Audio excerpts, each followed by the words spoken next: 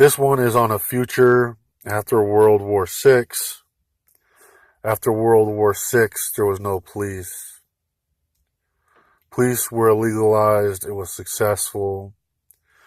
People still wanted certain things and found ways to make things work. And when they found ways to make things work, it was behind stuff like the Gas Attendant Society. There were some other things. And the things that worked, prisons weren't done anymore. People didn't want to deal with prisoners, and they didn't want to deal with that.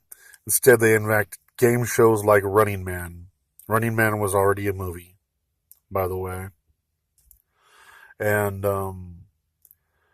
it was simply, if they got certain sentences, because you could still be convicted, there were still feds. If you got certain sentences, simply you could enter the games, risk your life, work for the games. If you won, and if you lost, you died. Now, if you won, you had things going, because you would be able to be a citizen again and stuff like that. But you had to ordain winning the game, and so on and so forth. The taking of a life.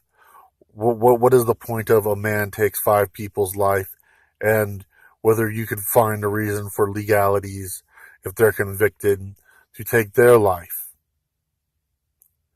Then you're the higher killer, because you're taking people's lives that were took, and you're documenting.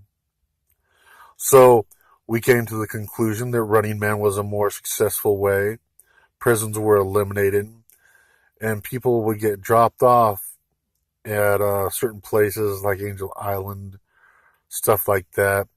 The island was to be monitored. They couldn't leave until their sentence was up, and all they would do is get dropped off, and get dropped off meal rations. And the places were all year-round